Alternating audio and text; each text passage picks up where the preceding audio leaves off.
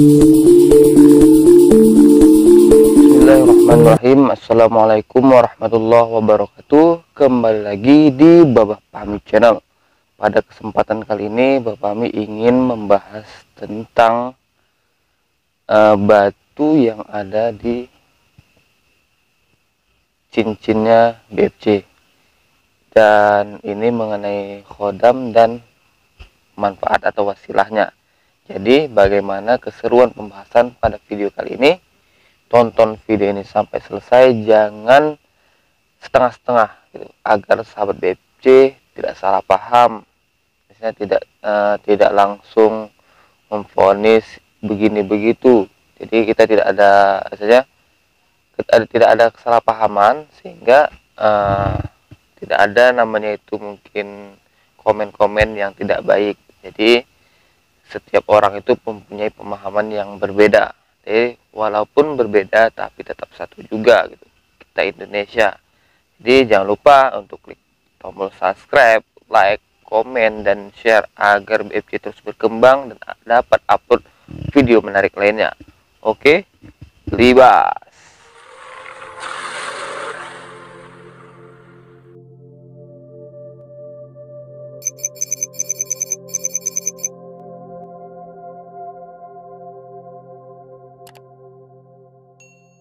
Oke. Alhamdulillahirrahmanirrahim. Wassalatu wassalamu ala asyrofil anbiya'i wal mursalin wa ala alihi washabihi ajma'in. Pertama-tama dan yang paling utama, kita tetap memanjatkan puja dan puji syukur kita atas kehadirat Allah Subhanahu wa taala, yang mana sampai saat ini kita semua masih diberi kesehatan, keselamatan, dan nikmat panjang umur, sehingga kita masih dapat bertemu di Babah Pahmi Channel. Nah, dan tak lupa pula selawat berangkaikan salam kita hadiahkan kepada junjungan kita Nabi besar Muhammad SAW. Semoga dengan seringnya kita bersolawat, maka kita akan menjadi umatnya yang mendapat syafaatnya di hari akhir kelak. Amin ya robbal alamin.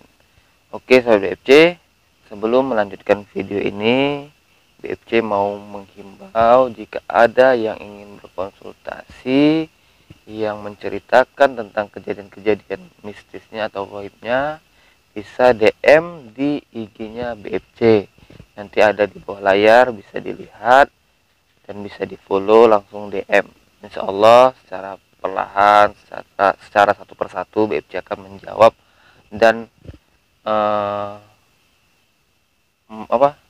membalas gitu DM-nya gitu, insya Allah. Nah, kita kembali ke pembahasan kita pada video kali ini mengenai batu ini. Kemarin pas saya menjadikan ini sama cangkangnya ini ataupun cincinnya ini dibilang sama tukang cincin saya itu namanya batu giok Aceh sih dibilang dia. Tapi karena saya nggak terlalu paham dengan nama batu-batu, cuman yang saya tahu di dalam sini, di batu ini ada energinya, energi khodamnya di sini ada. Dan saya mendapatkan ini ketika saya masih duduk kuliah, semester berapa saya juga lupa, kemungkinan itu semester 4 atau 5. Itu saya menemui ini di lokasi saya kerja. Saya kan dulu kerja kuli bangunan, kernet lah bahasa di Medannya kan, kernet bangunan. Dan ketika itu tanpa sengaja saya tersepak ini batu ini. Bentuknya udah seperti ini, cuman dia masih agak ukuran lebih besar. Ini udah lebih dikecilin. Dan ketika itu saya nggak tahu apa-apa, cuman dalam hati ada yang simpan. Saya simpan, saya bawa pulang, saya simpan. Dan sudah lama saya cari, nggak tahu kemana. Tiba-tiba kemarin tuh saya jumpai di lemari, dan saat itu saya cuma niat mau mengikatkan dia seperti ini. Tapi ketika saya coba mendeteksinya, rupanya ada energinya dan lumayan besar, dan wujudnya itu seperti seorang kakek yang berbaju atau berjubah putih. Nah, jadi ketika saya berkomunikasi, dia cuma menunjukkan wujudnya, tapi saya mendapatkan beberapa manfaat atau wasilahnya dari batu ini. Cuman saya kan cuman sebatas mengetahui, bukan berarti saya untuk menggunakan cincin ini untuk seperti itu. Saya tidak ini saya gunakan hanya untuk hiasan di tangan. Masalah manfaat atau wasilahnya itu urusan misalnya kepada Allah lagi, saya serahkan. Apakah melalui perantaranya itu saya tidak tidak menjadi patokan saya menggunakan ini karena ada manfaatnya, tidak. Jadi yang saya dapat manfaatnya, pertama di sini ada kewibawaan. Satu, kewibawaan. Dan kewibawaan itu biasanya kan ketika kita bermasyarakat atau kita berjumpa teman-teman atau apa, itu energinya membuat orang yang memandang kita itu ada rasa menghormati itu. Dan yang kedua ada pengasih. Pengasih itu ya ketika orang melihat kita, orang yang mungkin tidak ingin berbuat yang jahat-jahat atau berbuat yang tidak baik ya, jadi itu manfaatnya. Baru yang ketiga ada di sini kayak penglaris. Jadi kalau siapa yang orang yang memakai ini untuk berdagang atau apa, bisa orang tuh melihatnya senang atau apa, jadi dia ada menariknya gitu kan. Misalnya orang merasa nyaman dengan pelayanan kita, misalnya kita jualan itu akan merasa senang. Dan yang selanjutnya bisa dibilang untuk pagar diri juga gitu, dari gangguan yang bersifat negatif gitu kan, bersifat jahat gitu, itu bisa dinetralisir.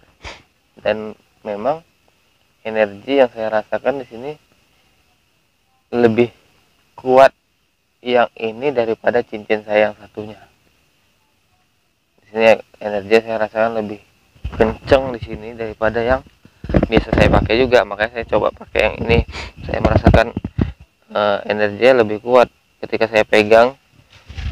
Denyutan atau tendangan, misalnya bahasa apanya kan, energinya, getarannya tuh kuat, maka sampai terasa gitu.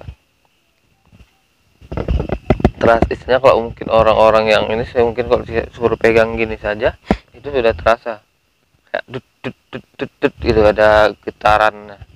Jadi itulah istilahnya beberapa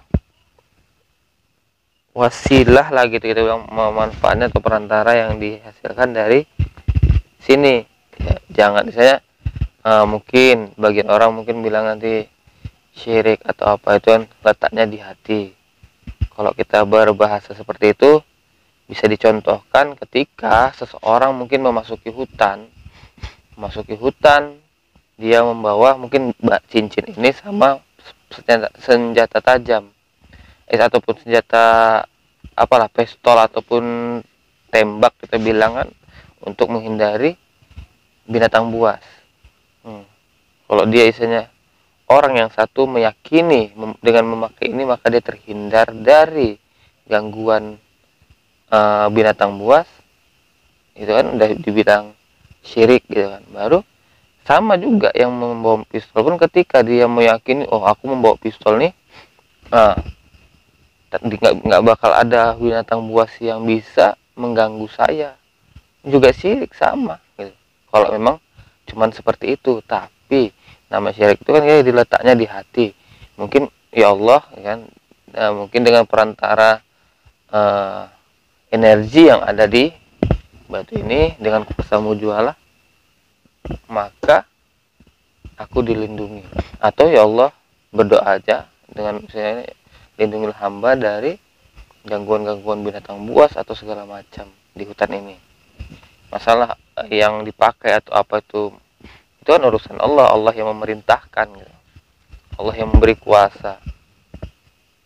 Baru yang masalah itu ya sama juga, kalau dia tidak berbahasa seperti ya Allah, dengan pistol ini, dengan tembak ini, dengan wasilah yang ada ini, maka lindungilah hamba gitu kan dari binatang buas. Kalau dia langsung berkeyakinan kepada tembak ini atau pistol ini, maka ya jadinya itu seperti itu tadi, istilahnya mempunyai langsunglah kepada benda itu, maka kita salah. Tapi kita niatkan kepada Allah Subhanahu wa taala, ya mungkin dengan perantara itu kita bisa selamat gitu. Ataupun bahasa seperti ini melihat batu ini kan, hebatlah batu ini begini, salah. Tapi subhanallah, ya, sungguh indah ciptaanmu ya Allah gitu. Ini semua berkat kuasamu, maka ada hal-hal seperti ini gitu. Kita tetap yakin kepada Allah, bukan hal. Bahkan misalnya kalau dalam pengobatan, saya tidak pernah, saya pakai ini itu, saya tetap kepada Allah, bacakan Al-Fatihah atau apa, selawat, syahadat, udah. Menggunakan media air putih mungkin, ya udah. Saya tidak pernah misalnya ya khodam begini gini nggak pernah. Kalau saya seperti itu saya salah. Nah, karena saya tidak ada urusan mutlak dengan mungkinnya ikut saya, tidak. Saya ikut pun, dia ikut dengan saya pun, saya tidak memintanya gitu. Itu sudah izin Allah, sudah memang takdirnya. Dan kalau memang itu buruk, ya udah, saya tidak mau gitu. Kalau memang itu bermanfaat untuk kebaikan, ya silakan.